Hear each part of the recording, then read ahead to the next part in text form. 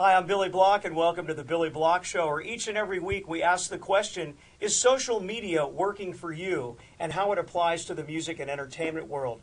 Joining us this week is the former bass player and driving force of Grammy Award-winning band the Mavericks. He's now involved with one of the leading portals in country music and in social media, Digital Rodeo. We welcome Robert Reynolds. Robert, good to have you with us. My friend, old friends, it's great. I enjoy everything that we ever get to do together. So I'm happy to have you with us this week. I want to talk initially about your transition from working in the Mavericks, being in a Grammy-winning band, and getting more involved in the internet aspects, the social media aspects of bringing communities together. You've always been a tremendous communicator. You were pretty much the vocal point of the Mavericks, and now you speak very well for Digital Rodeo. Talk about the transition and how you got involved with social media. Well, I appreciate the question and the compliments. I was looking for something, kind of a life beyond the Mavericks. I felt that putting the bass on and sort of the roller coaster ride that had always been was becoming harder for me as I got older. Loving the history of the group, loving every bit of it. I'm very proud of the band, but I was looking for something that I could do that would be influential in the music business.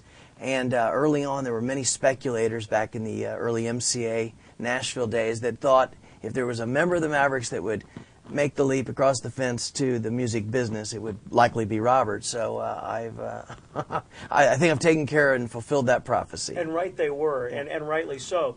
Talk about how you got involved with Digital Rodeo, which has really quickly become the center, the epicenter of the country music social media network.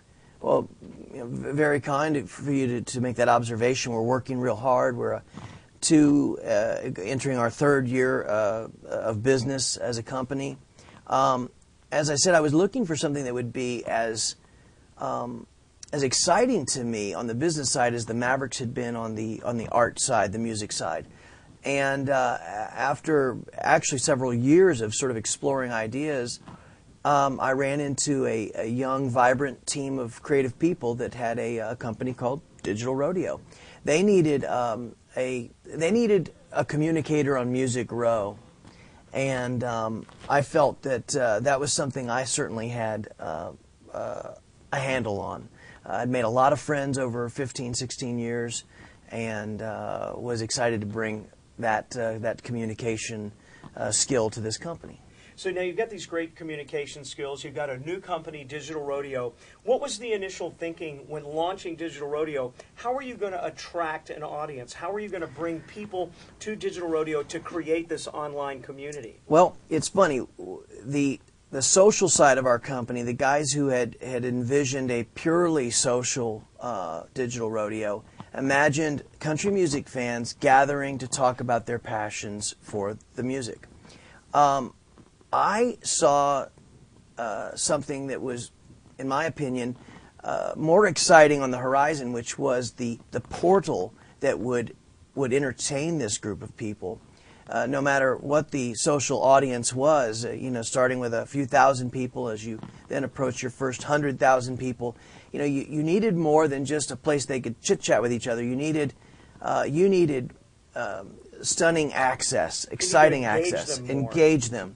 And to me as well, I feel like I really owe it to aspiring artists to try to bridge the incredible opportunities in the industry, giving, in this new era, giving unsigned or newly signed or smaller signings, give these artists opportunities that I had, but of course with fresh media, incredible media. You can almost mentor them in a sense, bringing all the experience you had from the Mavericks and then applying it to this social media community called Digital Rodeo.